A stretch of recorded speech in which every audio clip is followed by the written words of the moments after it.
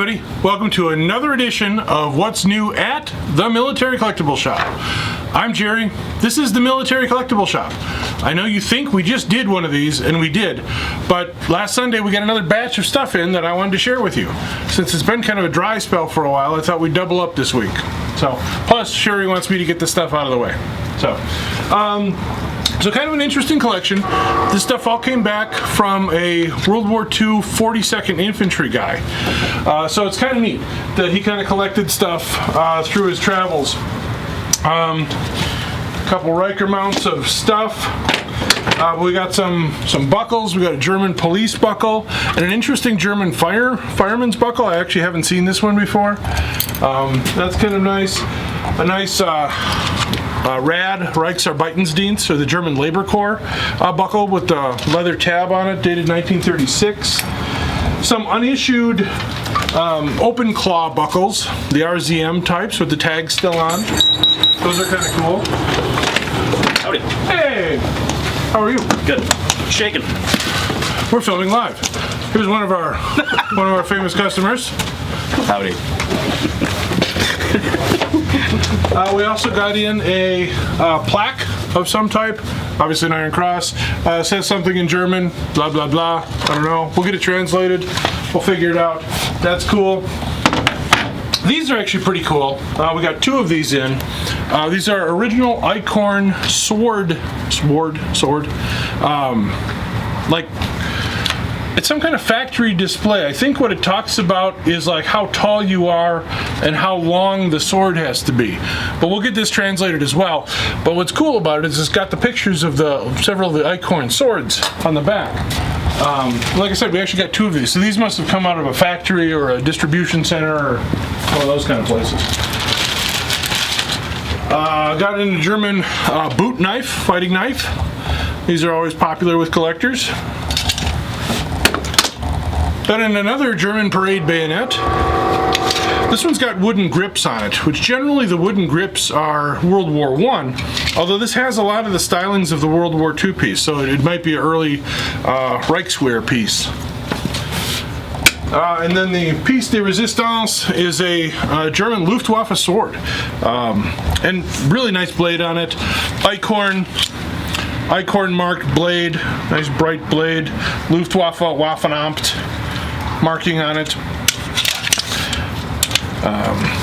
And this is actually, in all my years of collecting, this was the first Luftwaffe sword that I was ever able to buy, like out of the wild, out of the woodwork.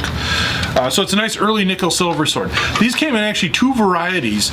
The earlier nickel silver, and then they went to an aluminum hilted one, which kind of has that white metal look. Now today people think, oh, aluminum. But actually aluminum was kind of the titanium of the day, so it was really kind of a high-speed sword, and the dagger actually of this pattern also utilized both nickel silver and aluminum. So a lot of collectors like to collect both varieties, nickel silver and aluminum. But so that's kind of cool. And also going back to the Icorn sword thing, what I didn't know is this was the model 1709. So there it is. Kind of cool. Both made by Icorn. Let's see, what else do we get? Some US stuff, a couple party pins, some pips. Another German, some kind of frame something. That's just for Jay, because he knows, he likes when I talk like that. When I say a lot but don't say anything at all. Some US stuff, random bits and dog tags. Some booklets, some books, some letters. German calendar, map kind of thing. Oh, it's filled out.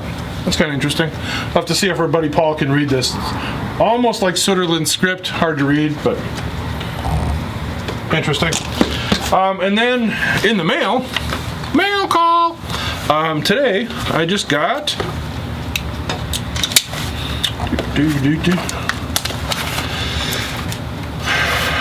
kind of looks like a lightsaber box, but it's not. I know what this one is.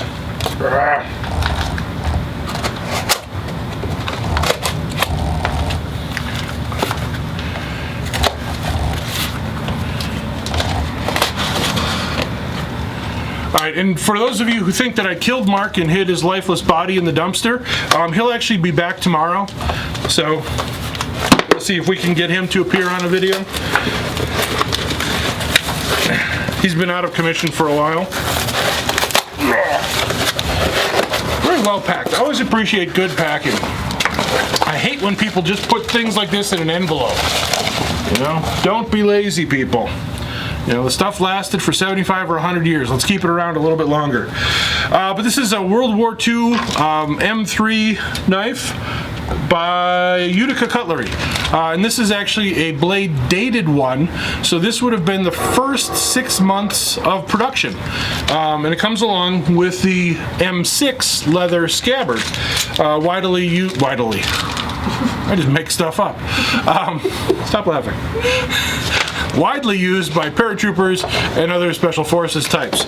What's cool about this one is it's a Mills Co., I believe. And what's cool about that? Anyone? Anyone? Mills Co. was actually Milwaukee Saddlery Company. So made right here in Milwaukee, 75 years ago. So nice early fighting knife, always good to have, and an early scabbard. First 6 months of production, very cool. Okay, so that was quick and dirty. We'll be doing more of these.